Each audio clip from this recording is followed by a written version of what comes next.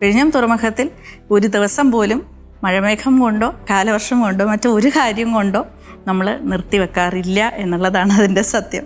എത്ര ദിവസങ്ങളാണ്, എത്ര രൂപയാണ്, എത്ര സമയമാണ് അവർക്ക് ലാഭിക്കാനാവുക വിഴിഞ്ഞത്തിൽ വന്ന് അവർ ബർത്ത് ചെയ്യുകയാണെങ്കിൽ എന്നുള്ളതിനെ സംബന്ധിച്ച് ഒരു അന്താരാഷ്ട്ര വിപണിയിൽ വളരെ ആഴത്തിൽ ഒരു മുദ്ര പതിപ്പിക്കാനാകും എന്ന് തന്നെയാണ് ഞങ്ങൾ പ്രതീക്ഷിക്കുന്നത്. പറയുന്ന 75% നമുക്ക് ശരിക്കും വിഴിഞ്ഞം തുറമുഖത്തിലൂടെ ഭാരതത്തിലേക്ക് കൊണ്ടുവരുവാനും ഭാരതത്തിൽ നിന്നും പുറത്തേക്ക് കൊണ്ടുപോകാനും ഉള്ള ഒരു വലിയ സാധ്യതയാണ് ശരിക്കും നമ്മൾ തുറന്നു കൊടുക്കുന്നത്. പലപ്പോഴും തുറക്കാൻ പറ്റുന്ന രീതിയിലല്ല ഒന്നും നമ്മൾ ശരിക്കും പാക്കേജ് ചെയ്യുന്നത്. പലപ്പോഴും ഇവിടെ നമ്മൾ പാക്കേജ് ചെയ്യുമ്പോഴത്തേക്കും ഇത് എത്തിപ്പെടേണ്ട ആളുടെ കയ്യിൽ എത്തുന്നത് വരെ വേറെ ആരും ഇതിൻ്റെ അകത്തൊരു കൃത്രിമത്വം കാണിക്കാൻ പാടില്ല എന്നുള്ളത് മാത്രം മനസ്സിൽ വെച്ചുകൊണ്ടാണ് നമ്മൾ പാക്ക് ചെയ്യാറ് പലപ്പോഴും.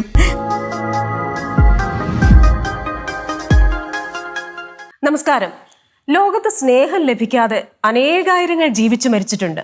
പക്ഷേ വെള്ളം കിട്ടാതെ ആർക്കും ജീവിക്കാനാവില്ല. പറഞ്ഞത് ബ്രിട്ടീഷ് അമേരിക്കൻ കവിയായ വൈൻസ്റ്റൺ ഹ്യൂ ഓഡനാണ്. ജലകേന്ദ്രീകൃതമായ ഒരു സമ്പദ് വ്യവസ്ഥയുടെ പ്രാധാന്യത്തെക്കുറിച്ച് കൂടിയാണ് ഓഡൻ ഇവിടെ പറയുന്നത്. കടലോളം സാധ്യതകൾ തുറന്നിടുന്ന വിഴിഞ്ഞം രാജ്യാന്തര തുറമുഖം അത് നമ്മുടെ ദൈവത്തിന്റെ സ്വന്തം നാടിന്റെ വികസന സ്വപ്നങ്ങൾക്ക് എത്രത്തോളം മുതൽക്കൂട്ടാകും, എന്തൊക്കെ തൊഴിൽ നിക്ഷേപ സാധ്യതകളുണ്ട്, ഒപ്പം പ്രദേശവാസികളുടെ ആശങ്കകൾക്ക് പരിഹാരമുണ്ടോ, ഈ ചോദ്യങ്ങൾക്കൊക്കെ നമ്മോട് ഉത്തരം പറയുന്നത് വിഴിഞ്ഞം ഇന്റർനാഷണൽ പോർട്ടിന്റെ MD ആയ ഡോക്ടർ ദിവ്യ എസ് അയ്യരാണ്. Ma'am, welcome to value plus. Thank you so much for having me here. നമ്മുടെ രാജവംശകാലം മുതൽ വളരെ നമുക്ക് അഭിമാനമുള്ള ഒരു തുറമുഖം, പിന്നെ ചോള പാണ്ഡ്യ യുദ്ധമൊക്കെ ഈ തുറമുഖത്തിന് വേണ്ടി നടക്കുന്നു. അതിനുശേഷം നമ്മൾ ആധുനിക കാലഘട്ടത്തിൽ വീണ്ടും ഒരു രാജ്യാന്തര തുറമുഖത്തിലേക്ക് പോവുകയാണ്. അപ്പോൾ നമ്മുടെയൊക്കെ ഒരു ആവശ്യം എന്തായി, എവിടെ എത്തി നിൽക്കുന്നു തുറമുഖത്തിന്റെ ഈ പദ്ധതികൾ? ഓണ സമ്മാനമായി കേരളീയർക്ക് ഇത് കിട്ടുമോ? അതെ, തീർച്ചയായിട്ടും ക്രിസ്റ്റീന പറഞ്ഞതുപോലെ തന്നെ തലമുറകളുടെ ഒരു സ്വപ്നത്തിന് ഇന്ന് സാഫല്യം അടുത്തുകൊണ്ടിരിക്കുകയാണ് ശരിക്കും. അപ്പോൾ നമ്മൾ മാത്രം കണ്ട ഒരു സ്വപ്നമല്ല, ഈ പറഞ്ഞതുപോലെ ചരിത്ര പ്രസക്തമായിട്ടുള്ള ഒരിടത്തിൽ അനവധി നമ്മൾ ചരിത്രരേഖകൾ പരിശോധിച്ചാലും ഇതിൻ്റെ സാധ്യതകളെക്കുറിച്ച്, അനന്ത സാധ്യതകളെക്കുറിച്ചുള്ള ധാരാളം എഴുത്തുകൾ നമുക്ക് കാണാനായിട്ട് സാധിക്കും, ധാരാളം കുറിപ്പുകൾ നമുക്ക് കാണാൻ സാധിക്കും, അഭിലാഷങ്ങൾ നമുക്ക് കാണാൻ സാധിക്കും. ഒരുപക്ഷെ തിരുവിതാംകൂറിൻ്റെ ഒരു ചരിത്രം എടുത്തു നോക്കിയാൽ തന്നെ ഈ തുറമുഖത്തിനെ കുറിച്ചുള്ള ഏകദേശം ഒരു രൂപരേഖ വരെയൊക്കെ തയ്യാറായ ഒരു കാലഘട്ടം ഉണ്ടായിരുന്നു നമുക്ക്. പല കാരണങ്ങളാൽ അതിനുശേഷം അനവധി വർഷങ്ങൾ, അനവധി നൂറ്റാണ്ടുകൾ എന്ന് വേണമെങ്കിൽ നമുക്ക് പറയാം, വർഷങ്ങൾ എന്ന് പറഞ്ഞ് ഒതുക്കാൻ പറ്റില്ല ശരിക്കും. നൂറ്റാണ്ടുകൾ കഴിഞ്ഞതിന് ശേഷം ഇപ്പോൾ നമ്മൾ അതിന് ഈ നങ്കുരമിടുകയാണ് ശരിക്കും ആ ഒരു സ്വപ്നത്തിന്. അപ്പോൾ ഒരുപാട് സന്തോഷമുണ്ട്, ഒരുപാട് അഭിമാനമുണ്ട്, ഒപ്പം മനസ്സിൽ ഒരുപാട് നന്ദിയുമുണ്ട് ഈ ഒരു പദ്ധതിയുടെ ഭാഗമാകാൻ കഴിഞ്ഞതിൽ ഒരു വ്യക്തി എന്ന നിലയിൽ. പ്രത്യേകിച്ചും നമ്മൾ കേരളത്തിലെയും തിരുവനന്തപുരത്തിലെയും ഒക്കെ ജനങ്ങൾക്ക് തീർച്ചയായിട്ടും എന്താ പറയുക, ഇങ്ങനെ പുളകിതമണിയാനുള്ള ഒരു അവസരമൊക്കെ ആണെന്നാണ് ഓരോ തവണയും തുറമുഖം കാണുവാനായിട്ട് ആളുകൾ അങ്ങോട്ട് വരുമ്പോൾ അവരിൽ നിന്നും ഞാൻ തിരിച്ച് കേൾക്കുന്നതും അറിയുന്നതുമായിട്ടുള്ള ഇത്രയും ബ്രഹ്മാണ്ഡമായിട്ടുള്ള ഒരു സംവിധാനം നമ്മുടെ സ്വന്തം നാട്ടിൽ വന്നിട്ടുണ്ടല്ലോ എന്നുള്ളത് കണ്ടിങ്ങനെ വിസ്മയിക്കുന്ന നയനങ്ങളാണ് പൊതുവെ ഞാൻ കാണാറുള്ളത്. അങ്ങോട്ട് സ്കൂൾ കുട്ടികളാണെങ്കിലും കോളേജ് വിദ്യാർത്ഥികളാണെങ്കിലും അല്ലാതെ ഇതുമായിട്ട് ബന്ധപ്പെട്ട മേഖലകളിൽ തൊഴിലെടുക്കുന്ന അനവധി വ്യക്തികൾ തുറമുഖം കാണുവാനും പഠിക്കുവാനും ഒക്കെ വരുമ്പോഴുള്ള അവരുടെ പ്രതികരണം എനിക്ക് പൊതുവെ അങ്ങനെയാണ് കിട്ടിയിട്ടുമുള്ളത്. അത് പ്രതലത്തിൽ പറയാവുന്ന ഒരു കാര്യങ്ങളാണ്. കാരണം നമ്മളൊന്ന് വന്ന് സന്ദർശിച്ച് തിരിച്ചു പോകുമ്പോൾ ഉള്ള ഒരു വിസ്മയം എന്നുള്ളത്. പക്ഷെ അതിലുപരിയായിട്ട് നമ്മൾ കടക്കുമ്പോൾ യഥാർത്ഥത്തിൽ ഭാരതത്തിൽ എന്ന് മാത്രമല്ല, നമുക്ക് തെക്കൻ ഏഷ്യയിൽ തന്നെ, സൗത്ത് ഏഷ്യയിൽ തന്നെ ഏറ്റവും വലിയ ഒരു തുറമുഖമായി ഇപ്പോൾ വിഴിഞ്ഞം അന്താരാഷ്ട്ര തുറമുഖം മാറിക്കൊണ്ടിരിക്കുകയാണ്. വലുത് എന്ന് ഞാൻ പറയുമ്പോൾ ഇപ്പോൾ പല ഘടകങ്ങളുണ്ട്. ഒരു തുറമുഖത്തിൻ്റെ അതിൻ്റെ സവിശേഷതകളെക്കുറിച്ച് നമ്മൾ പറയുകയാണെങ്കിലും അത് എത്രമാത്രം ക്രിയാത്മകമായി നമുക്കതിനെ പ്രയോജനപ്പെടുത്താം എന്നുള്ളതിനെക്കുറിച്ച് പറയുകയാണെങ്കിലും അത് നമ്മൾ സംസാരിച്ച് വരുമ്പോൾ അതിൻ്റെ കൂടുതൽ സാങ്കേതിക വശങ്ങളിലേക്ക് നമുക്ക് കടക്കാം. പക്ഷേ ആമുഖമായി എനിക്ക് പറയുവാനുള്ളത്, ഇത് വിഴിഞ്ഞത്തിൻ്റെയോ തിരുവനന്തപുരത്തിൻ്റെയോ കേരളത്തിൻ്റെയോ ഭാരതത്തിൻ്റെയോ മാത്രം ഒരു സ്വത്തല്ല. തീർച്ചയായിട്ടും ഏഷ്യ മൊത്തം ഒരു ഭൂഖണ്ഡം മൊത്തം, ഈ ലോകത്തിന് മൊത്തം ഒരു സമ്മാനമായിട്ടാണ് ശരിക്കും വിഴിഞ്ഞം അന്താരാഷ്ട്ര തുറമുഖത്തെ നമ്മൾ സമർപ്പിക്കുന്നത്. തീർച്ചയായിട്ടും ഓണത്തിനോടനുബന്ധിച്ച് നമുക്കത് ചെയ്യാൻ സാധിക്കുമെന്ന് തന്നെയാണ് ഇപ്പോഴും ഞങ്ങളുടെ പ്രതീക്ഷ. അതിനായിട്ട് നിരന്തരമായിട്ടുള്ള പരിശ്രമം 24 മണിക്കൂറും നടക്കുന്നുണ്ട്. ഇപ്പോൾ നമ്മൾ മഴമേഘങ്ങൾ കണ്ട് കാലവർഷം എത്തിപ്പോയി എന്ന് കണ്ട് പല നമ്മുടെ പ്രവർത്തനങ്ങളും, അതായത് സാധാരണഗതിയിലുള്ള പല പ്രവർത്തനങ്ങളും, നിർമ്മാണ പ്രവർത്തനങ്ങളൊക്കെ നിർത്തിവെക്കേണ്ടുന്ന ഒരു സാഹചര്യമാണ് പൊതുവെ ജനങ്ങളും അതുപോലെ തന്നെ മറ്റ് വ്യക്തികളൊക്കെ പറഞ്ഞ് നമ്മൾ കേൾക്കാറുള്ളത്. പക്ഷേ വിഴിഞ്ഞം തുറമുഖത്തിൽ ഒരു ദിവസം പോലും മഴമേഘം കൊണ്ടോ അതുപോലെ തന്നെ കാലവർഷം കൊണ്ടോ മറ്റോ ഒരു കാര്യം കൊണ്ടോ നമ്മൾ നിർത്തിവെക്കാറില്ല എന്നുള്ളതാണ് അതിൻ്റെ സത്യം. അപ്പോൾ എന്തൊക്കെ പ്രതികൂലമായിട്ടുള്ള സാഹചര്യങ്ങൾ, അത് പ്രകൃതിദത്തമാണെങ്കിലും മനുഷ്യനിർമ്മിതമാണെങ്കിലും ഒക്കെ തന്നെ ആ പ്രതികൂലമായ സാഹചര്യങ്ങളെയെല്ലാം മറികടന്നുകൊണ്ട് തന്നെ നമ്മുടെ പ്രവർത്തനങ്ങൾ, നമ്മുടെ നിർമ്മാണ പ്രവർത്തികൾ ത്വരിതഗതിയിൽ മുന്നോട്ട് പോവുകയാണ്. ഇപ്പോൾ ജൂൺ മാസത്തിൽ നമ്മൾ അതിൻ്റെ ട്രയൽ ഓപ്പറേഷൻസ് ആരംഭിക്കുന്നതായിരിക്കും. ആ ട്രയൽ ഓപ്പറേഷൻസ് ചെയ്യുന്ന സമയത്ത് നമുക്ക് കുറേ അധികം കാര്യങ്ങൾ ഫൈൻ ട്യൂൺ ചെയ്യേണ്ടതായിട്ട് വരും. അപ്പോൾ അതെല്ലാം സജ്ജീകരിച്ചതിന് ശേഷം ആ ചെറിയ ചെറിയ മാറ്റങ്ങൾ എന്തൊക്കെയാണോ വരുത്തേണ്ടുന്നത് അവ വരുത്തിയതിന് ശേഷം ഓണത്തിനോടനുബന്ധിച്ച് നമുക്കത് നാടിനും ഈ ലോകത്തിനും സമർപ്പിക്കാമെന്നാണ് ഞങ്ങൾ പ്രതീക്ഷിക്കുന്നത്. അതെ, നമ്മളിപ്പോൾ ഈ റോഡ്, റെയിൽ, വ്യോമ ഗതാഗതവുമായി ബന്ധപ്പെട്ട് ഒരുപാട് വികസന സാധ്യതകളെ കുറിച്ച് നമ്മൾ കേട്ടിട്ടുണ്ട്, അതൊക്കെ നമ്മൾ ഒരുപാട് കണ്ടിട്ടുണ്ട്. പക്ഷേ കേരളത്തെ സംബന്ധിച്ചിടത്തോളം ഒരു തുറമുഖവുമായി ബന്ധപ്പെട്ട് ഒരു പോർട്ട് സെന്റർ ഡെവലപ്മെന്റ് ആണ് ഇനി വരാൻ പോകുന്നത്. പ്രത്യേകിച്ച് തിരുവനന്തപുരത്തിന്റെ ഒരു ഒരു മേക്ക് ഓവർ കൊടുക്കുന്ന ഒന്നായിരിക്കും ഈ പോർട്ട് എന്ന് പറയുന്നത്. അപ്പോൾ എന്തൊക്കെ വികസന സാധ്യതകളാണ് ഇതുമായി ബന്ധപ്പെട്ട് കാണുന്നത്?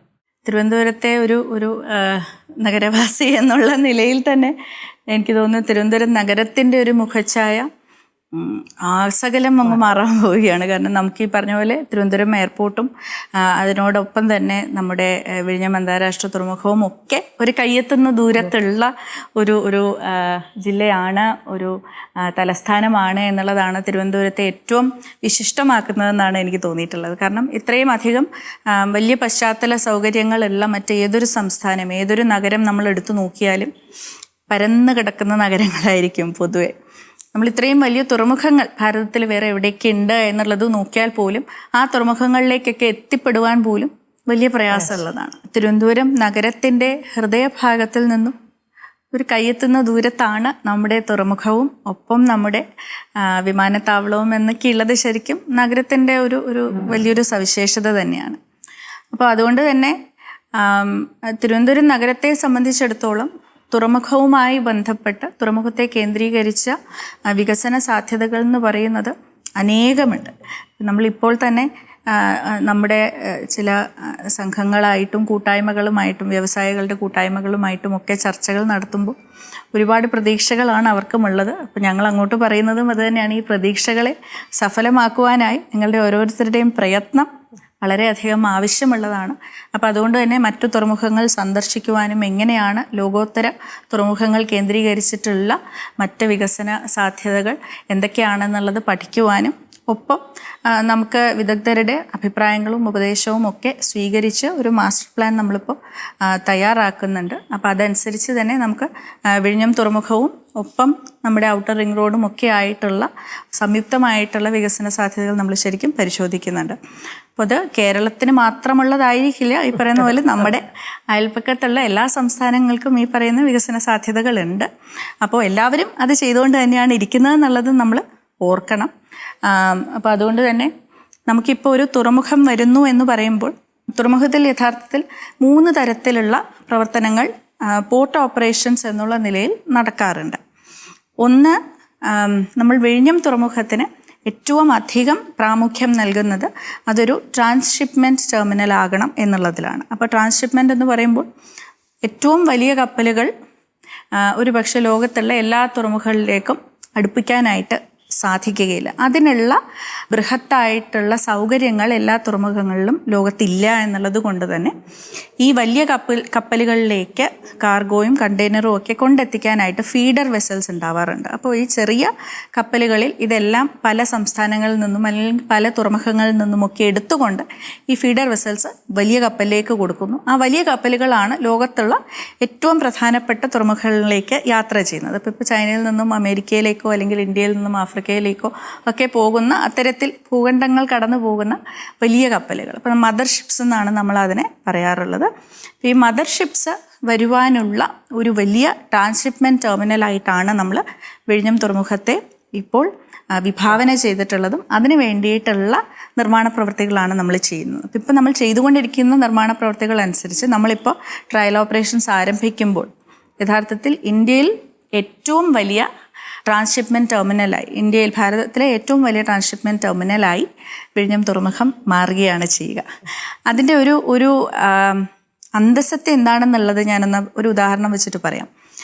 ഇപ്പോൾ ഭാരതത്തിൽ വന്നുകൊണ്ടിരിക്കുന്ന കാർഗോ എന്ന് പറയുന്നതിൽ വരികയോ പോവുകയോ ചെയ്യുന്ന എക്സ്പോർട്ടും ഇമ്പോർട്ടും ഉണ്ടല്ലോ. അപ്പോൾ നമ്മുടെ ഇപ്പോഴത്തെ കാർഗോയുടെ ഒരു കണക്ക് വെച്ച് നോക്കിയാൽ 75% കാർഗോയും ട്രാൻസ്ഷിപ്മെൻറ്റ് നടക്കുന്നത് മറ്റ് പുറം രാജ്യങ്ങളിലെ തുറമുഖങ്ങളിലാണ്, ഇന്ത്യയിൽ അല്ല എന്നുള്ളതാണ്. അപ്പോൾ 25% മാത്രമേ ശരിക്കും നമ്മുടെ തുറമുഖങ്ങളിലൂടെ നമുക്ക് ചെയ്യാൻ സാധിക്കുന്നുള്ളൂ. ഒരു TEU എന്ന് പറയുന്നതിൻ്റെ ഒരു കാർഗോ വരുമ്പോൾ, ഒരു കണ്ടെയ്നർ വരുമ്പോഴത്തേക്കും അതിൽ ശരിക്കും ഒരു വ്യക്തിക്ക് ഉണ്ടാകുന്ന, ഒരു വ്യവസായിക്ക് ഉണ്ടാകുന്ന ലോസ് എന്ന് പറയുന്നത് ട്രാൻസ്ഷിപ്മെൻറ്റ് ഭാരതത്തിലല്ലാത്തത് കൊണ്ട് ശരിക്കും $80 മുതൽ $100 വരെയുള്ള ഒരു ലോസാണ് ശരിക്കും ഒരു. കാരണം ഇത് മണിക്കൂർ കണക്കിന് വെച്ചിട്ടുള്ള, അതുപോലെ തന്നെ കടലിൽ സഞ്ചരിക്കുന്ന ദൂരം വെച്ചുകൊണ്ടുള്ള കണക്കുകൾ വെച്ച് നോക്കുമ്പോൾ വളരെയധികം നഷ്ടമാണ് ശരിക്കും നമുക്ക് ഉണ്ടാകുന്നത്.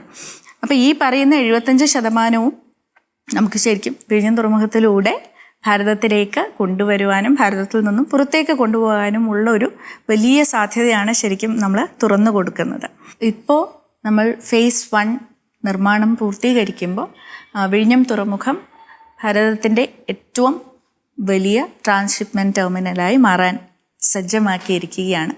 അതുകൊണ്ട് തന്നെ ലോകത്തിൽ ഇന്ന് നിലവിലുള്ളതിൽ ഏറ്റവും വലിയ കപ്പൽ, അതായത് ഏകദേശം ഒരു 20,000 TEU വോള്യൂം വരുന്ന ഒരു കപ്പലിന് വന്ന് വളരെ സുഗമമായി ഇവിടെ നങ്കൂരമിടുവാനും ബർത്ത് ചെയ്യുവാനും അതുപോലെ തന്നെ കാർഗോ ഓഫ്ലോഡ് ചെയ്യാനും വീണ്ടും മറ്റ് കപ്പലുകളിലേക്ക് അവ ഓൺലോഡ് ചെയ്യാനും ഒക്കെയുള്ള സൗകര്യങ്ങൾ നമ്മളിപ്പോൾ ഒരുക്കിയിട്ടുണ്ട്. സോ പ്രഥമമായിട്ട് ഞാൻ പറഞ്ഞ 3 തരത്തിലുള്ള ഓപ്പറേഷൻസ് ഞാൻ പറഞ്ഞത്, പ്രഥമമായിട്ട് നമ്മളിപ്പോൾ ട്രാൻസ്ഷിപ്മെൻ്റ് ആണ് നോക്കുന്നത്. ഒപ്പം ഇനി നമ്മൾ ഫേസ് 2, 3, 4 എന്നുള്ളതിൻ്റെ നിർമ്മാണ പ്രവൃത്തികളും ആരംഭിച്ചു കഴിഞ്ഞു ശരിക്കും. അപ്പോൾ അടുത്തൊരു 5 വർഷത്തിനുള്ളിൽ തന്നെ നമുക്ക് ആ പ്രവർത്തനങ്ങളും പൂർത്തിയാക്കാനായിട്ട് സാധിക്കും. ട്രാൻസ്ഷിപ്മെൻറ്റ് ചെയ്യുന്നതിനോടൊപ്പം തന്നെ നമ്മൾ ഗേറ്റ്വേ കാർഗോ എന്നുള്ളതാണ് നമ്മുടെ 2ാം പോർട്ട് ഓപ്പറേഷൻ എന്ന് പറയുന്നത്. അപ്പോൾ ഇവിടത്തേക്ക് തന്നെ കൊണ്ടുവരുന്ന കാർഗോവും കണ്ടെയ്നറുകളും മറ്റ് സാമഗ്രികളുമൊക്കെ നമുക്ക് നമ്മുടെ നാട്ടിലേക്ക് തന്നെ കൊണ്ടുവരുവാനും അതിനുശേഷം റോഡ് മുഖേനയോ റെയിൽ മുഖേനയോ ഒക്കെ അവയെ മറ്റിടങ്ങളിൽ എത്തിക്കുവാനുമുള്ളതാണ്. അപ്പോൾ അതിന് വേണ്ടിയിട്ടുള്ള സജ്ജീകരണങ്ങളും നമ്മളിപ്പോൾ ചെയ്തു വരികയാണ്. 3ാമത്തേതാണ് നമ്മൾ ഈ പറയുന്നത്, നമ്മുടെ ടൂറിസവുമായിട്ട് ബന്ധപ്പെടുന്ന, വിനോദസഞ്ചാരവുമായിട്ട് ബന്ധപ്പെടുന്ന രീതിയിലുള്ള നമ്മുടെ ക്രൂസ് കപ്പലുകളും മറ്റുമൊക്കെ അവയെക്കുറിച്ച് ചിന്തിക്കുവാൻ അല്ലെങ്കിൽ അവയ്ക്ക് വേണ്ടുന്ന കുറച്ച് ക്രമീകരണങ്ങളൊക്കെ വരുത്തുവാൻ ഇനിയും ഒരു പക്ഷേ അടുത്ത ഫേസസിൻ്റെ വികസനവുമായിട്ട് ബന്ധപ്പെട്ടായിരിക്കും നമ്മൾ അതിലേക്ക് കടക്കുക. നിലവിൽ ഇപ്പോൾ ഈ പറഞ്ഞ പോലെ ട്രാൻസ്ഷിപ്മെൻ്റാണ് നമ്മുടെ ഏറ്റവും വലിയൊരു ആകർഷണീയമായിട്ടുള്ള ഘടകം എന്ന് പറയുന്നത്. കാരണം ഭാരതത്തിന് ഇപ്പോൾ ഏറ്റവും ആവശ്യമുള്ള ഒരു സൗകര്യം അതാണ് എന്നുള്ളത് കണക്കിലെടുത്തുകൊണ്ടാണ് ഈ ഒരു മേഖലയിൽ നമുക്ക് ഏറ്റവും അധികം ആധിപത്യം സ്ഥാപിക്കാവുന്ന ഒരു ഘടകം അതാണ് എന്ന് മനസ്സിലാക്കിക്കൊണ്ടാണ് നമ്മളിപ്പോൾ ട്രാൻസ്ഷിപ്മെൻറ്റിലേക്ക് കാലെടുത്ത് വെച്ചിരിക്കുന്നത്. അപ്പം അതിൻ്റെ തുടർച്ചയായിട്ട് തന്നെ എനിക്ക് തോന്നുന്നു, ഒരിക്കൽ മാം തന്നെ പറഞ്ഞിട്ടുണ്ട്, നമുക്ക് കിട്ടിയ സ്വാഭാവികമായ പ്രകൃതിദത്തമായ ഒരു ഗിഫ്റ്റാണ് ഈ വിഴിഞ്ഞം തുറമുഖം എന്ന് പറയുന്നത്. അപ്പോൾ ഇവിടെ ഈ പറഞ്ഞതുപോലെ 75% പുറത്ത് നടക്കുന്ന ആ വ്യാപാരം ഇങ്ങോട്ട് വരാനാകുന്നു, ഈ മദർഷിപ്പുകളുടെ വരവ് വരുന്നു. ഒപ്പം തന്നെ ഈ അദാനി പോർട്ട് ലിമിറ്റഡ് തന്നെ ഹൈഫ, മുന്ദ്ര, വിഴിഞ്ഞം, കൊളംബോ അങ്ങനെ ഒരു 4 ജംഗ്ഷനിലേക്ക് വലിയൊരു പ്ലാൻ കൊണ്ടുവരുന്നു. അപ്പോൾ നമ്മുടെ ഒരു വ്യാപാരം, പണ്ട് നമുക്കറിയാം ഈസ്റ്റ് ഇന്ത്യ കമ്പനി ഒക്കെ ഇന്ത്യയിലേക്ക് വന്നത് എന്ന് പറഞ്ഞതുപോലെ ലോക വ്യാപാര മേഖലയിൽ നമ്മുടെ ഒരു വ്യാപാര സാധ്യതകൾ അനന്തമായി തുറന്നിടുകയല്ലേ ചെയ്യുന്നത്? അതെ, തീർച്ചയായിട്ടും. നമ്മുടെ ഈ ഇൻ്റർനാഷണൽ ഷിപ്പിംഗ് റൂട്ട്സ് എന്ന് പറയുമ്പോൾ അന്താരാഷ്ട്രീയ തലത്തിൽ നമ്മൾ കപ്പൽ സഞ്ചാരം വഴി നടക്കുന്ന ഈ വ്യവഹാരങ്ങൾ എന്തൊക്കെയാണ് എന്ന് പഠിക്കുമ്പോൾ തന്നെ ശരിക്കും കണ്ണഞ്ചിപ്പിക്കുന്ന തരത്തിലുള്ള കാഴ്ചകളാണ് നമ്മൾ കാണുന്നത്. ഒരു പക്ഷേ നമ്മളിപ്പോൾ സംസാരിച്ചുകൊണ്ടിരിക്കുമ്പോൾ തന്നെ ഈ നമ്മൾ ഉപയോഗിക്കുന്ന മൈക്കോ ലൈറ്റോ ഒക്കെ എവിടെ നിന്നാണ് വരുന്നത് എന്നുള്ളത് നമ്മൾ ശരിക്കും ചിന്തിക്കുന്നില്ല. നമ്മുടെ സാധാരണ ഒരു ജീവിതത്തിൽ ഒരു സാധാരണക്കാരൻ അല്ലെങ്കിൽ സാധാരണക്കാരി വിനിയോഗിക്കുന്ന പല സാമഗ്രികൾ പറയുന്ന പോലെ ലോകത്തിൻ്റെ ഏതോ കോണിൽ ആരോ ഇരുന്ന് സൃഷ്ടിച്ചിട്ടുള്ളതാണ്. അപ്പോൾ അവയെല്ലാം നമ്മുടെ കയ്യിൽ എത്തിക്കുക എന്ന് പറയുന്നതിൽ ഒരു ഏകദേശം 100% എന്ന് വേണമെങ്കിൽ നമുക്ക് പറയാൻ സാധിക്കും. പക്ഷെ 100 നമുക്കിപ്പോൾ അടച്ചു പറയാൻ പറ്റില്ല. പക്ഷെ അതിൻ്റെ ഒരു ഭൂരിഭാഗം സാമഗ്രികളും ശരിക്കും കടൽ സഞ്ചാരം വഴിയാണ് ലോകത്തിൻ്റെ ഒരു കോണിൽ നിന്ന് മറ്റൊരു കോണിലേക്ക് എത്തുന്നതെന്നുള്ളത് നമുക്കറിയാം.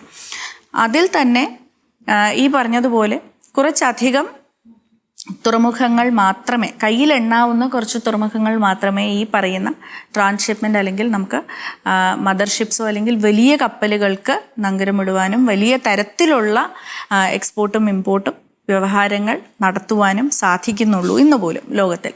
അപ്പോൾ ഇനിയും ഒരുപാട് വികസന സാധ്യതകളുള്ള ഒരു മേഖലയാണ് ശരിക്കും നമ്മുടെ ഈ പറയുന്ന തുറമുഖ മേഖല എന്നുള്ളത് തന്നെ. നമുക്കിപ്പോൾ ഒന്ന് ചുറ്റും നോക്കിയാലും തന്നെ ക്രിസ്റ്റീന പറഞ്ഞതുപോലെ ഭാരതത്തിന് പുറത്തേക്ക് നമ്മൾ നോക്കിയാൽ നമുക്കിപ്പോൾ തൊട്ടടുത്ത് കൊളംബോ ഉണ്ട്, ഹമ്പൻതോത്ത ഉണ്ട്.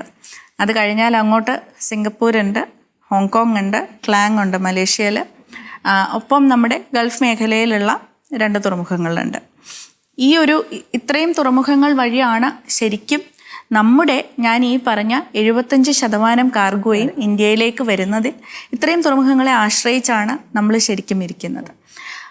ഭാരതത്തിനായിട്ട് നമുക്കൊരു തുറമുഖം വരുന്നു എന്ന് പറയുമ്പോൾ ഈ പറഞ്ഞ പ്രകൃതിദത്തമായ സവിശേഷതകൾ മറ്റേതൊരു തുറമുഖത്തെക്കാളും വിഴിഞ്ഞം തുറമുഖത്തിനെ ട്രാൻസ്ഷിപ്മെൻറ്റിന് അനുയോജ്യമാക്കുന്നതിൽ ഒരു വലിയ പങ്ക് വഹിക്കുന്നത് അതിൻ്റെ ഈ പ്രകൃതിദത്തമായിട്ടുള്ള സവിശേഷതകൾ തന്നെയാണ്. അവയിൽ 1-2 എടുത്തു പറയാനുള്ളത്, ഒന്ന് തീർച്ചയായിട്ടും നമുക്ക് എല്ലാവർക്കും അറിയാവുന്നതുപോലെ തന്നെ അതിൻ്റെ ഭൂമിശാസ്ത്ര പ്രകാരം തന്നെ ഈ ഒരു സെൻട്രൽ പോയിന്റ് എന്ന് നമ്മൾ പറയില്ലേ, ശരിക്കും ഭാരതത്തിൻ്റെ ഒരറ്റത്ത് വന്നിങ്ങനെ ഒരു കോണിൽ വന്ന് നിൽക്കുന്നത് കൊണ്ട് തന്നെ അതിൻ്റെ ഭൂമിശാസ്ത്രപരമായിട്ടുള്ള അത് സ്ഥിതി ചെയ്യുന്ന ഇടം, അതിൻ്റെ കോർഡിനേറ്റ്സ് എന്ന് പറയുന്നത് വളരെ വിശിഷ്ടമാണ്. 1. 2, നാച്ചുറൽ ഡ്രാഫ്റ്റ് എന്ന് പറയുന്നത്, അതിൻ്റെ ആഴം എന്ന് പറയുന്നത് സ്വാഭാവികമായി തന്നെ വിഴിഞ്ഞം തുറമുഖത്തിന് വളരെയധികം ഉണ്ട് എന്നുള്ളത് കൊണ്ട്. അപ്പോൾ 20 മീറ്റർ എന്ന് പറയുന്ന ഏകദേശം 20 മീറ്ററോളം ഡ്രാഫ്റ്റ് നമുക്ക് നമ്മുടെ തുറമുഖത്തിൽ ഉണ്ട് എന്നുള്ളത് കൊണ്ട് തന്നെ നമുക്ക് ഇപ്പോൾ ഡ്രഡ്ജിങ് ആയാലും മറ്റ് കാര്യങ്ങളായാലും ഇനി ഭാവിയിൽ നമ്മൾ മുന്നോട്ട് പോകുമ്പോൾ അത് പരിചരിക്കാനായിട്ട് അതിൻ്റെ മെയിൻ്റനൻസ് കോസ്റ്റ് ആയാലും ഒക്കെ വളരെ കുറവായിരിക്കും. കാരണം മിനിമൽ ഈ ലിറ്ററൽ ഡ്രിഫ്റ്റ് എന്ന് പറയുന്നത് അവിടെ വന്ന് അടിഞ്ഞുകൂടുന്നതും വളരെ കുറവാണ് ഈ ഒരു മേഖലയിൽ. അപ്പോൾ അത് തന്നെ അതിനെ ഒരു സ്വാഭാവിക തുറമുഖമാക്കി മാറ്റിക്കഴിഞ്ഞു. ഇത്രയും ആഴമുണ്ടെന്നുള്ളതും അതുപോലെ തന്നെ ലിറ്ററൽ ഡ്രിഫ്റ്റ് അത്രയും കുറവാണ് എന്നുള്ളതും കൊണ്ടും. അതിനേക്കാളും ഉപരി എനിക്ക് തോന്നുന്നു സഞ്ചാരികൾക്കും വ്യാപാരികൾക്കും ഏറ്റവും അധികം ആകർഷണീയമാകുന്നത് ഈ പറഞ്ഞ ഇൻ്റർനാഷണൽ ഷിപ്പിംഗ് റൂട്ടിൽ നിന്നും വളരെ അടുത്താണ് നമ്മൾ സ്ഥിതി ചെയ്യുന്നത് എന്നുള്ളതാണ്. അപ്പോൾ നമ്മൾ ഒരു 10 നോട്ടിക്കൽ മൈലാണ് ശരിക്കും ഇൻ്റർനാഷണൽ ഷിപ്പിംഗ് റൂട്ടിൽ നിന്നും നമ്മുടെ തുറമുഖത്തിലേക്ക് വരുവാനായിട്ട് അവർക്ക് കപ്പലിൽ യാത്ര ചെയ്യേണ്ടത്. അപ്പോൾ മറ്റു തുറമുഖങ്ങളെ അപേക്ഷിച്ച് നോക്കുമ്പോൾ ഞാൻ ഈ നേരത്തെ പറഞ്ഞ അന്താരാഷ്ട്ര തുറമുഖങ്ങളെല്ലാം നമ്മൾ അപേക്ഷിച്ച് നോക്കുമ്പോൾ ഇതാണ് ഏറ്റവും കുറവുള്ളത് ശരിക്കും. അതിപ്പോൾ ഹോങ്കോങ് എടുത്ത് നോക്കിയാലും സിംഗപ്പൂർ എടുത്ത് നോക്കിയാലും ജബലേലി എടുത്ത് നോക്കിയാലും ഒക്കെ ഈ പറഞ്ഞ ദൂരം കൂടുതലാണ്. അപ്പോൾ അതുകൊണ്ട് തന്നെ ഈ ഓരോ നോട്ടിക്കൽ മൈലിനും ശരിക്കും അവർക്ക് അത്രയും തുകയായാലും സമയമായാലും ഒക്കെ നഷ്ടമാവുകയാണ്. അതുകൊണ്ടൊക്കെ തന്നെ ട്രാൻസ്ഷിപ്മെൻറ്റിന് വളരെ അനുയോജ്യമായിട്ടുള്ള ഒരു തുറമുഖമായ വിഴിഞ്ഞം തുറമുഖം ഈ സ്വാഭാവിക സവിശേഷതകൾ കൊണ്ട് തന്നെ മാറിക്കഴിഞ്ഞിരിക്കുകയാണ്. അതുകൊണ്ട് തീർച്ചയായിട്ടും നമ്മളൊരു അന്തർദേശീയ തലത്തിൽ നോക്കുകയാണെങ്കിൽ ഇപ്പോൾ തന്നെ ഞങ്ങൾ ഓഫീസിലായാലും പോർട്ടിലായാലും പോകുന്ന സമയത്ത് അനവധി പ്രപ്പോസൽസും അതുപോലെ തന്നെ ആഗ്രഹങ്ങളും പ്രകടിപ്പിച്ചുകൊണ്ട് അനവധി സംഘങ്ങൾ നമ്മളെ കാണാൻ വരുന്നുണ്ട്, നമുക്ക് മെയിൽ അയക്കുന്നുണ്ട്. ഇവിടുത്തെ ഓപ്പറേഷൻസ് എന്നാണ് തുടങ്ങുന്നത്, അത് കാത്തിരിക്കുകയാണ് എന്ന് പറഞ്ഞ് സംസാരിക്കാൻ വരുന്ന അനവധി ഷിപ്പിംഗ് ലൈൻസ് ഇപ്പോൾ തന്നെ ഉണ്ട്. കാരണം അവരെല്ലാവരും ഈ പറയുന്ന ഒരു മനക്കണക്ക് ചെയ്ത് കഴിഞ്ഞു. എത്ര ദിവസങ്ങളാണ്, എത്ര രൂപയാണ്, എത്ര സമയമാണ് അവർക്ക് ലാഭിക്കാനാവുക വിഴിഞ്ഞത്തിൽ വന്ന് അവർ ബർത്ത് ചെയ്യുകയാണെങ്കിൽ എന്നുള്ളതിനെ സംബന്ധിച്ച്. അപ്പം അതുകൊണ്ട് തന്നെ നമ്മൾ ശരിക്കും വിപണിയിൽ ഒരു അന്താരാഷ്ട്ര വിപണിയിൽ വളരെ ആഴത്തിൽ ഒരു മുദ്ര പതിപ്പിക്കാനാകും എന്ന് തന്നെയാണ് ഞങ്ങൾ പ്രതീക്ഷിക്കുന്നത്. അതിന് വേണ്ടുന്ന തരത്തിലുള്ള ഒരു പ്രിപ്പറേറ്ററി വർക്കും നമ്മൾ തീർച്ചയായിട്ടും ചെയ്യുന്നുണ്ട് ഇപ്പോൾ തന്നെ. നമ്മുടെ സംസ്ഥാനത്ത് ഈ സംരംഭകത്വ ആശയങ്ങളുമായിട്ട് നടക്കുന്ന ഒരുപാട് യുവാക്കളുണ്ട്. ഓൾറെഡി പല സംരംഭങ്ങളും ഉള്ളവരുണ്ട്. പക്ഷെ പലപ്പോഴും ഈ കയറ്റി ഇറക്കുമതി മേഖലയുമായി ബന്ധപ്പെട്ട് നമുക്ക് സംരംഭങ്ങൾ കുറവാണ്. കാരണം അത് വലിയ റിസ്കിയാണ്. കാരണം നമുക്ക് ഇത്ര അടുത്തൊരു തുറമുഖമില്ല, പിന്നെ അതിൻ്റെ റൂൾസ് ആൻഡ് റെഗുലേഷൻസിനെ കുറിച്ച് കാര്യമായ അവബോധമില്ല. അതുകൊണ്ട് തന്നെ ഈ മേഖലയിൽ കൂടുതൽ സംരംഭങ്ങൾക്ക്, പ്രവാസി മലയാളികൾക്ക് അത്തരത്തിലുള്ള സംരംഭങ്ങൾക്ക്, നമ്മുടെ യുവാക്കൾക്ക് കൂടുതൽ നിക്ഷേപങ്ങൾക്ക് ഒക്കെ ഒരു സാധ്യതയില്ലേ? ക്രിസ്റ്റിന പറഞ്ഞത് വളരെ ശരിയാണ്. ശരിക്കും ഈ കയറ്റുമതി ഇറക്കുമതി എന്നുള്ളതിനെ കുറിച്ച് കേരളത്തിലെ യുവാക്കൾക്കായാലും സംരംഭകർക്കായാലും എന്തുകൊണ്ടാണ് ഒരു പക്ഷേ ഇത്രയധികം കാലം നമ്മൾ അതിൽ അത്ര സജീവമായിട്ടില്ലായിരുന്നു എന്നുള്ളത് എന്നെയും ആശ്ചര്യപ്പെടുത്തുന്ന ഒരു കാര്യമാണ്. നമ്മൾ ഇത്രയധികം NRI റെമിറ്റൻസിനെ ആശ്രയിക്കുന്ന ഒരു സംസ്ഥാനമാണ്. നമുക്ക് നമ്മുടെയൊക്കെ സഹോദരങ്ങളായാലും ബന്ധുക്കളാണെങ്കിലും മിത്രങ്ങളാണെങ്കിലും ആരെങ്കിലും ഒരാൾ പുറം നാട്ടിൽ പോയി ജീവിക്കാത്ത ഒരാളെ അറിയാത്ത ആളുകൾ കാണില്ല കേരളത്തിൽ. നമ്മുടെയൊക്കെ ഒരു ഇന്നർ സർക്കിളിൽ തന്നെ തീർച്ചയായിട്ടും ആളുകൾ ഉണ്ടായിരിക്കും. അപ്പം നമ്മളിപ്പോൾ പുറം രാജ്യങ്ങളുമായിട്ടുള്ള ബന്ധം എന്ന് പറയുന്നത് കൂടുതൽ നമ്മൾ മാനവശേഷിയുമായിട്ടാണ് നമ്മൾ ബന്ധപ്പെടുത്തുന്നത്. അതല്ലാതെ സാമഗ്രികളുമായിട്ടും വ്യവഹാരവുമായിട്ടും ഒക്കെ അതിനെ ബന്ധപ്പെടുത്തേണ്ടുന്ന സമയം അതിക്രമിച്ചിരിക്കുന്നു എന്നാണ് എനിക്ക് തോന്നുന്നത്. അപ്പോൾ തീർച്ചയായിട്ടും തുറമുഖം വരുന്നതോടുകൂടി അതിൻ്റെ സാധ്യതകൾ മനസ്സിലാക്കുകയും അതിലേക്ക് കൂടുതൽ ആളുകൾ ഇറങ്ങിത്തിരിക്കുകയും ചെയ്യും എന്ന് തന്നെയാണ് ഞങ്ങൾ പ്രതീക്ഷിക്കുന്നത്. അതിൽ ശരിക്കും രണ്ട് മേഖലയിലുള്ള സാധ്യതകളെക്കുറിച്ച് എനിക്ക് പറയുവാൻ ആഗ്രഹമുണ്ട്. ഒന്ന്, നമ്മുടെ തന്നെ നാട്ടിലുള്ള ഈ പറഞ്ഞ സംരംഭകർ ഇവിടെ തന്നെ നമുക്ക് അതിൻ്റെ ചെറിയ യൂണിറ്റ്സും വലിയ യൂണിറ്റ്സും ഒക്കെ ആയിട്ടുള്ള നമ്മുടെ ഫാക്ടറികളാണെങ്കിലും മാനുഫാക്ചറിങ് യൂണിറ്റ്സ് ആണെങ്കിലും ഒക്കെ നമ്മുടെ നാട്ടിൽ തന്നെ ചെയ്യാൻ ശ്രമിച്ച് ഈ പറയുന്ന കയറ്റുമതി ഇറക്കുമതിയിൽ ഏർപ്പെടുവാനുള്ള ഒരു ശ്രമം നടത്തണം എന്നുള്ളതും. രണ്ടാമത്, അതുമാത്രമല്ല, പോർട്ടുമായി ബന്ധപ്പെട്ട് നമുക്ക് അനവധി തൊഴിലവസരങ്ങൾ അവിടെയും ഉണ്ടാകും. തൊഴിലവസരങ്ങൾ എന്ന് പറയുമ്പോൾ പലപ്പോഴും ഇപ്പോൾ ആളുകൾ വിചാരിക്കുന്നത് പോർട്ടിനുള്ളിൽ, അതായത് ഡയറക്റ്റ് എംപ്ലോയ്മെൻ്റ് എന്ന് നമ്മൾ പറയുന്നത് വളരെ പ്രത്യക്ഷമായിട്ടുള്ള കുറച്ച് തൊഴിലവസരങ്ങൾ നമുക്ക് ഉണ്ടായിരിക്കും. അവിടെ ഇപ്പോൾ കാർഗോ ഹാൻഡ്ലിംഗ് ആയാലും അല്ലെങ്കിൽ ക്രെയിൻ ഓപ്പറേഷൻ ആണെങ്കിലും ഒക്കെ ഉള്ള കാര്യങ്ങൾ, വളരെ പ്രത്യക്ഷമായിട്ടുള്ള കുറച്ച് കാര്യങ്ങൾ നമുക്ക് ഉണ്ടായിരിക്കും.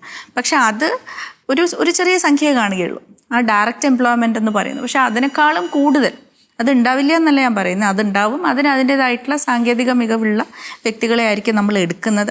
അതിൽ തീർച്ചയായിട്ടും ഒരു തൊഴിലവസരമുണ്ട്, ഒളിഞ്ഞു കിടപ്പുണ്ട്. പക്ഷെ അതിലുപരിയായിട്ട് ആളുകൾ പോർട്ടിന് ചുറ്റും ഉള്ള മേഖലയിൽ അല്ലെങ്കിൽ പോർട്ടിനെ അനുബന്ധമായി അനവധി ഈ പറഞ്ഞ വ്യവസായ സ്ഥാപനങ്ങൾ വരേണ്ടതുണ്ട്, അനവധി വ്യവഹാരങ്ങൾ നടക്കേണ്ടതുണ്ട്.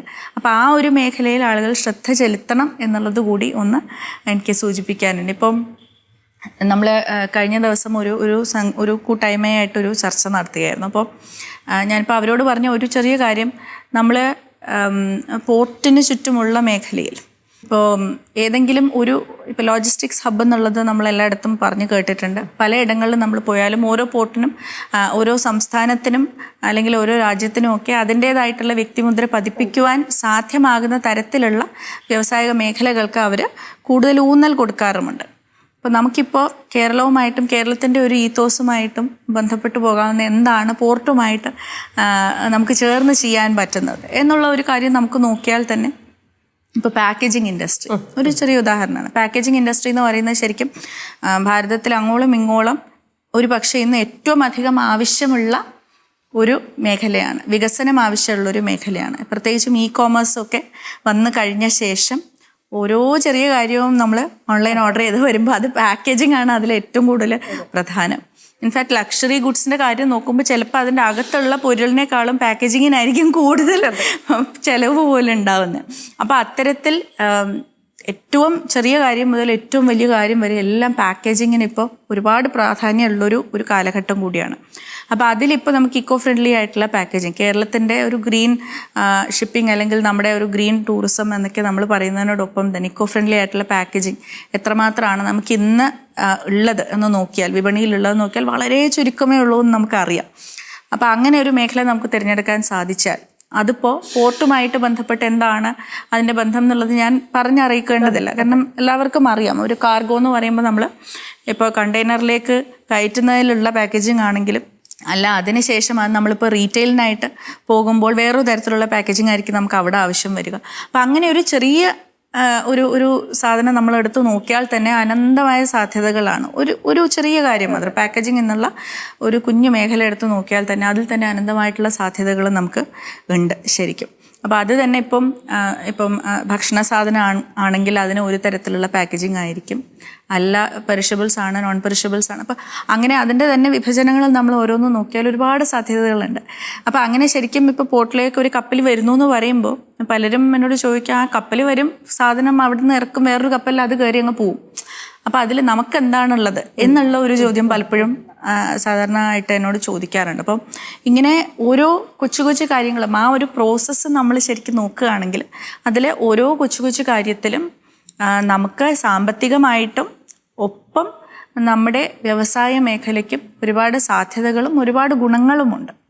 അപ്പോൾ അത് നമുക്ക് നേരാവണ്ണം ശരിക്കും അത് ഒന്ന് ലെവറേജ് ചെയ്ത് എടുക്കാൻ സാധിക്കണം എന്നുള്ളതാണ് നമ്മുടെ ഏറ്റവും വലിയൊരു വെല്ലുവിളി ഇപ്പം നമ്മുടെ മുന്നിൽ നിൽക്കുന്നത് ശരിക്കും. അപ്പം എനിക്ക് തോന്നുന്നു നമ്മൾ ഈ കാറും ടയറും അതുപോലെ തന്നെ പേനയും മഷിയും പോലെ ഇങ്ങനെ കണക്ട് ചെയ്ത് കോംപ്ലിമെന്ററി ആയിട്ട് കിടക്കുന്ന ഒരുപാട് സാധ്യതകളുണ്ട്. ഇപ്പൊ ഈ പാക്കേജിങ്ങിന്റെ കാര്യം പറയുമ്പോൾ തന്നെ ഓരോ പാക്കേജിങ്ങിനുമുള്ള പ്രിന്റിങ്, പിന്നെ അതിന് ഈ പറയുന്നത് പോലെ അത് പാക്ക് ചെയ്ത് ഒട്ടിച്ചൊക്കെ പോകുന്ന അങ്ങനെ ഓരോ ചെറിയ ചെറിയ ഏരിയയിൽ ഇപ്പൊ ചിലർ വിചാരിക്കും വലിയ നിക്ഷേപം കൊണ്ട് മാത്രമായിരിക്കും എനിക്ക് ഇവിടെ പോകാൻ പറ്റുന്നത്. പക്ഷെ ചെറിയ ചെറിയ കാര്യങ്ങൾ, എനിക്കത് കുടിൽ വ്യവസായങ്ങൾക്ക് പോലും വീട്ടില് പ്രത്യേകിച്ച് സ്ത്രീകൾക്ക് സാധ്യതയുള്ള ഒരുപാട് മേഖലകളുണ്ടെന്ന് തോന്നുന്നല്ലേ? തീർച്ചയായിട്ടും.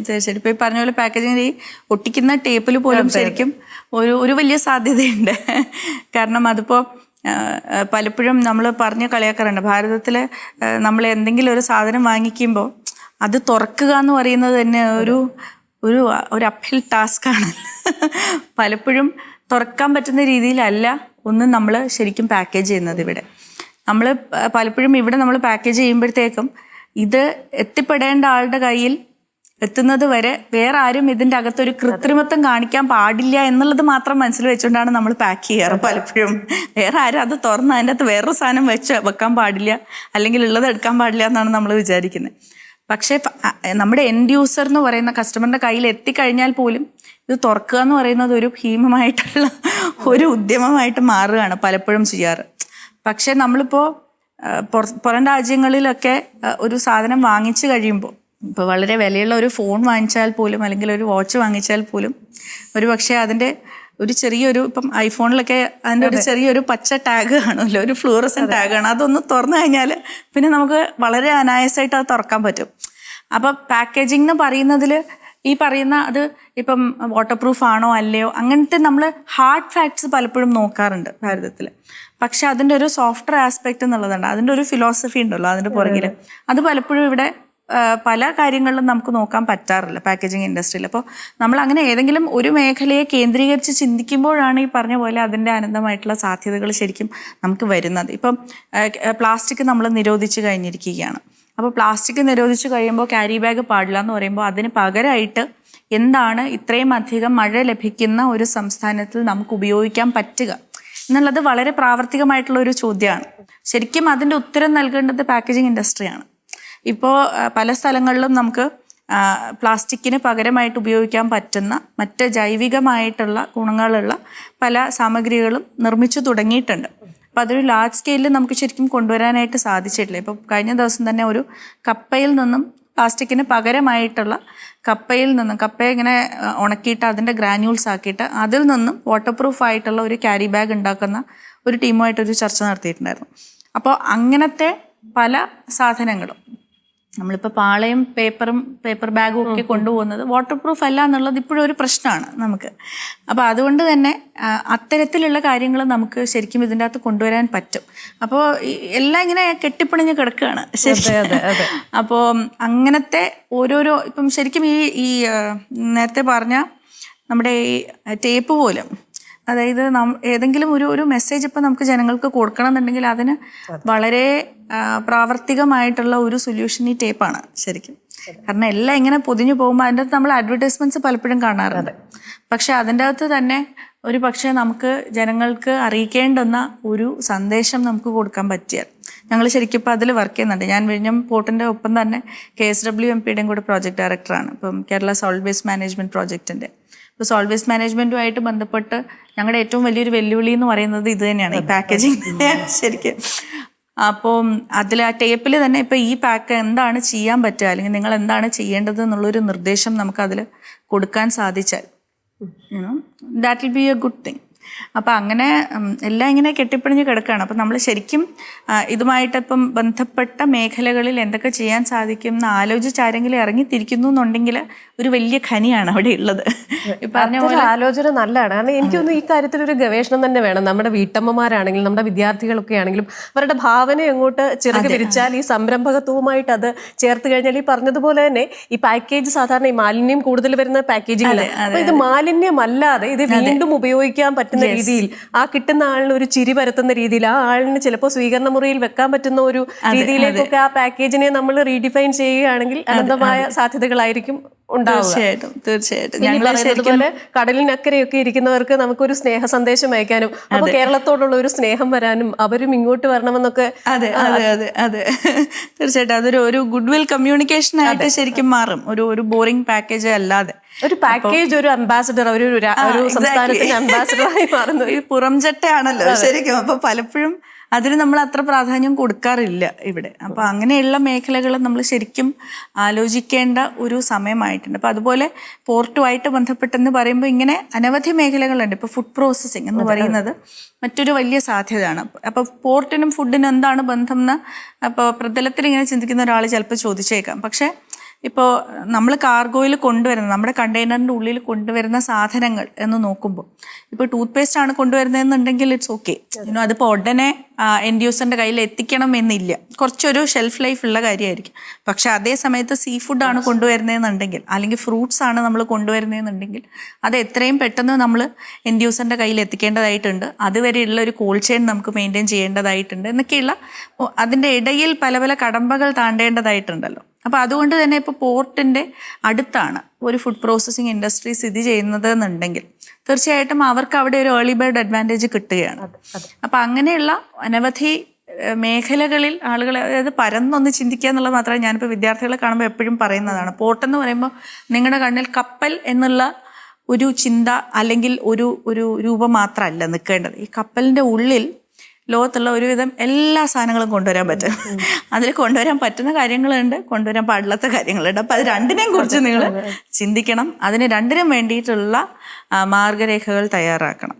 അപ്പോൾ ആ ഒരു ആംഗിളിൽ നമ്മുടെ സംരംഭകർക്കായാലും വിദ്യാർത്ഥികൾക്കായാലും ഒക്കെ ചിന്തിക്കാൻ കഴിഞ്ഞാൽ തീർച്ചയായിട്ടും നമ്മുടെ നാടിന് സാധാരണക്കാർക്ക് ഏറ്റവും അധികം ഇതിൽ നിന്നും ഒരു ബെനിഫിറ്റ് എന്ന് ഞാൻ പറയാൻ ആഗ്രഹിക്കുന്നില്ല. പക്ഷെ അതിൻ്റെ ഗുണം എന്നുള്ളതും അതിലുപരിയായിട്ട് നമ്മൾ ഈ അഭിമാനം എന്ന് പറയുമ്പോൾ അത് നമ്മുടെ ജീവിതത്തിൽ ദിനസരി അതിൽ നമുക്ക് അഭിമാനിക്കാനുള്ളൊരു വക നൽകുകയും ചെയ്യും ശരിക്കും.